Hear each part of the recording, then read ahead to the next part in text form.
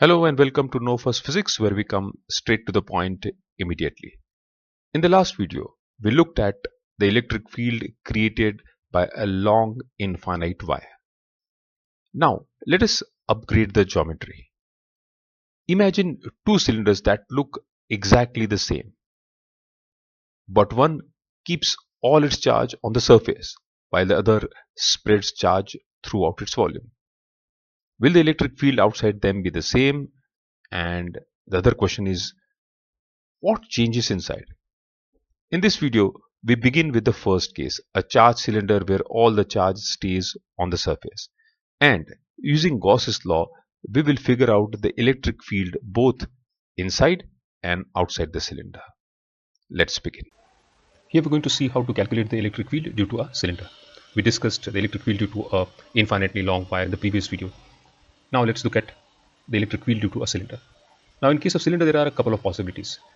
The cylinder could be solid or it could be hollow, and the material of the cylinder could be conducting or non-conducting.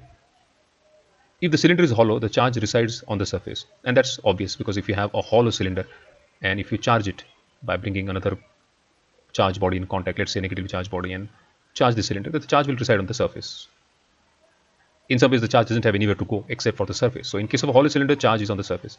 As far as solid is concerned, so if we have a solid substance, let's say this is a solid cylinder, then there are two possibilities. If the material is conducting, then the charge resides only on the surface. If this material is conducting, charge will reside only on the surface. But if it is non-conducting, charge spreads inside the cylinder. Now, the reason why that happens is because you could think like this, that if we are able to charge the center of the cylinder, a solid cylinder, if you are able to give charge instead of giving it from outside, if you are able to charge inside, then in case of a conducting cylinder, the charge will travel outside because it's conducting in nature and then reach the surface of the cylinder. If it is not a good conductor, that means the charge will again travel, but because it's not a good conductor, most of the charge will remain in the center and there will be very less charge away, but there will be some charge spread out throughout the cylinder. If we charge it from outside, we charge it outside. If it's a bad conductor, what will happen is there will be more charge on the periphery and very less charge in the center, but the charge will spread throughout the cylinder. Okay, that's not the main part of our discussion, so we will leave it at that. What we'll try to focus on is that there are two cases rather. All these three can be considered as one case because the charge resides on the surface. So we can treat this as one case. For example, if I take a hollow cylinder and a conducting cylinder, and whatever equations I derive, that could be applicable to the other two cases also. We will deal with this case separately. So let's begin with the first case when the charge resides on the surface of a cylinder, whether it is hollow or whether it's solid. So let's say we have a hollow cylinder. So I'll show a hollow cylinder over here. Let's say this is a hollow cylinder, and remember it's infinitely long, so I'm not showing the end of the cylinder. It's an infinitely long cylinder, and we have positive charge on the surface of this cylinder. So this is positively charged cylinder, and let's say we are talking of a hollow cylinder. This is the center line of the cylinder, and let's say the radius of the cylinder is r. Now there are two cases. We want to find out the electric field due to this charge for r less than r and 2 for r greater than r. That means we want to find out the electric field at a point which is r distance from the center, but r is less than r. That means inside the cylinder. So we want to find out, this is, let us say, r. What is the electric field at this point P, which is inside the cylinder? R is r. And the second case, we will take r outside the cylinder, so probably over here, and in that case this entire length will become r. So first let us begin with the first case when r is less than r and we are looking at a point inside the cylinder.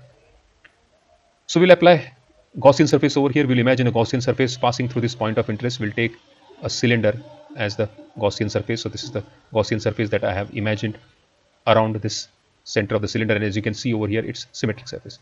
But as you can see over here, there is no charge inside this Gaussian surface. This charge inside the surface is zero because the entire charge is on the surface of the actual real cylinder. So there is no charge inside over here, and therefore for this particular case I can write that Q inside is equal to 0, and therefore phi, which is Q inside divided by epsilon naught, will also be equal to 0, and phi is given by integration of E dA cos theta. So dA of course cannot be 0, cos theta is not applicable because there is no electric field over here. If there is no charge, there is no possibility of an electric field over here, so E will also be equal to 0. Or you could say that because phi is 0, E is also 0. So for a point inside the cylinder, the electric flux as well as the electric field is 0. Now let us look at the second case where we will take the charge, or we'll look at a point outside the cylinder. So let us take this diagram again and use it again. And now in this case, we will take the point outside the cylinder. So this is the point P, and this distance is r. From this to this distance is, this is r. So again, I'll do the same thing. I will imagine a Gaussian surface passing through this particular point, and this also should be at the same distance. I want same distance. So this is the Gaussian surface I'm looking at, which has to be symmetric with respect to the charge and should not pass through the charge. So this is this Gaussian surface that we have drawn around the positive charge around the cylinder. Now we know that phi is given by q inside by epsilon naught is equal to integration of E dA cos theta. So let us begin with q inside and try to find out q inside this area.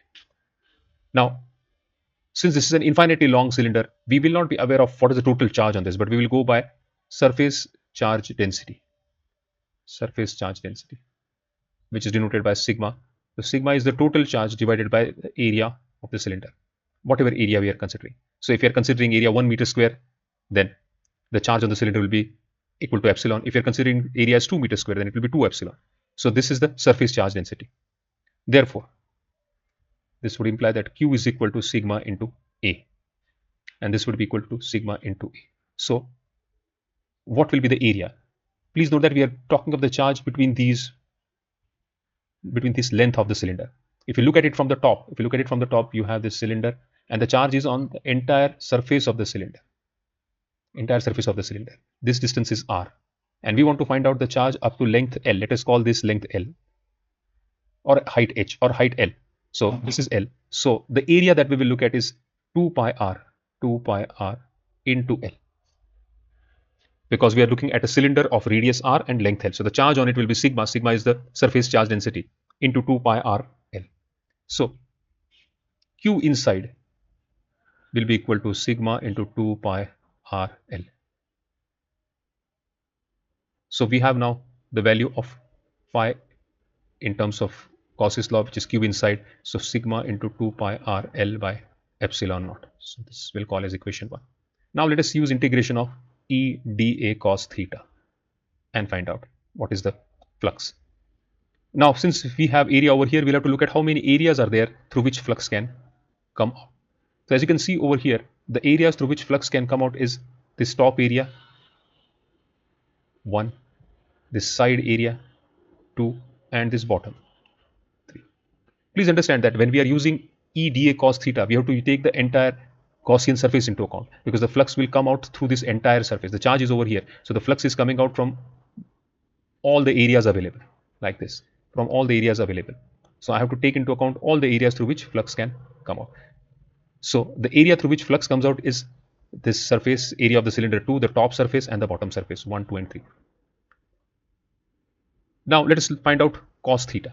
Let's find out angle theta. So since the charge is over here, the direction of the electric field is this, away from the positive charge. So this will be the direction of the electric field on both the sides. In fact, this will be across this. If you look at it from the top, it will be like this, perpendicular at all the points. So this is the direction of the electric field. As far as surface 1 is concerned, the direction of area is outward normal. So this is the direction of area, and this is the direction of the electric field. So theta is 90 degree in this case. And therefore phi associated with this will be equal to 0, because cos 90 is 0. Same is the case with the downward surface. This is the direction of dA, outward normal. Direction of the electric field is as shown over here, perpendicular to this. So the angle is 90 degree. Therefore theta is 90 degree, and therefore phi will be equal to 0 even for the bottom surface. Now we are left with the curved surface of the cylinder. Direction of the electric field shown by the red arrow. Direction of area is dA, shown over here like this. Both of them are parallel to each other. So theta is equal to 0. And therefore cos 0 is equal to 1. So if I use this equation now to find out the total flux, it will be integration of E dA cos 0. And please note that this is because of the curved surface only. The top and the bottom surface are not contributing towards flux. So this will be integration of E dA. Now E is constant throughout for the entire surface, as I showed earlier. This E is the charge is same, and all the points on this surface are equidistant from this. So E is going to be equal at all points. So is constant. It is not changing over this area. So I can take this as E into integration of dA. And this will be E into integration of dm is the total area. And please note that this area will be the area of the Gaussian surface. So area of Gaussian surface will be 2 pi r into L. Notice the difference. Here we had small r, here we had capital R. The charge was on the sphere, the actual sphere. Therefore, we took the area of the actual sphere. Whereas when we are calculating flux, we are calculating the flux coming out of the Gaussian surface. So therefore, we take area as 2 pi small r into L, because r is the radius of the Gaussian surface. So we have got this equation for phi. Phi is equal to this. So we can equate these two now, these two equations. So based on these two equations, we will get sigma into 2 pi RL by epsilon naught is equal to E into 2 pi R into L. So 2 pi L will get cancelled out from both sides. So I'll be left with sigma into R upon epsilon naught is equal to 2 pi R. So E into R. And that would mean that E is equal to sigma upon epsilon 0 R into 1 upon R. This is the electric field due to a cylinder at distance r from the center of the cylinder, where r is greater than r. The reason why I put all the three terms together, because these are constants. Sigma is constant, radius r of the cylinder is constant, and epsilon naught is also constant. Therefore, I can say that E is proportional to 1 upon r. So when r is less than r, E is 0, and when r is greater than r is greater than r, we see that E is proportional to, inversely proportional to r. So if you want to plot a graph of this E with reference to r, let's say I plot a graph of E versus r. So this is E over here, and this is r, and I can think of the cylinder over here, placed over here. This is radius r.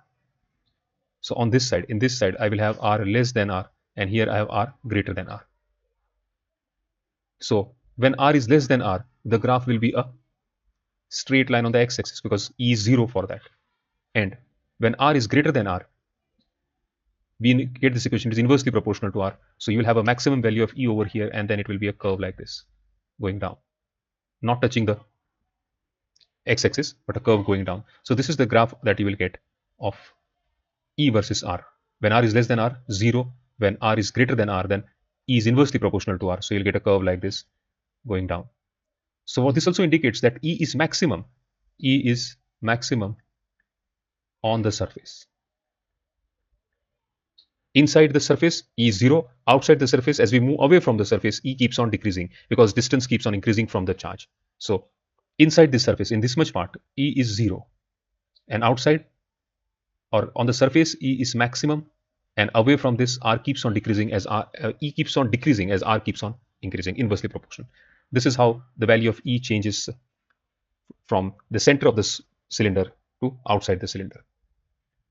All right, please take a look at my next video to further understand this topic, in which we will discuss cylinders which are solid and non-conducting in nature. And in that case, the charge is spread entirely throughout the cylinder. So how we will handle that case, that's coming up in the next video. Thank you.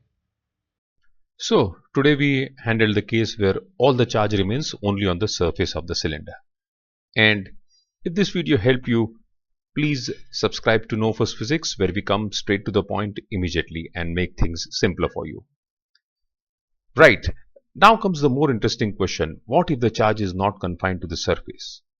What if it spreads throughout the entire volume of the cylinder? Will the electric field inside still remain 0? Does anything change? That's exactly what we will explore in this next video, and I'll connect with you in that particular video. Thank you.